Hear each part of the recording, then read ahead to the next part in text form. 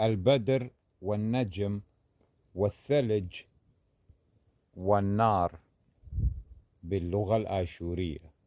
البدر صار قميرة، وتعني الكامل أو التام أو النوراني أو الجميل، وكلها في آن واحد صار قميرة. نجم كخوة. ثلج تلقى. نار نورة. صار قميرة وكخوة، تلقى ونورة. البدر والنجم، الثلج والنار. وهسه نروح نسبح بالماء البارد.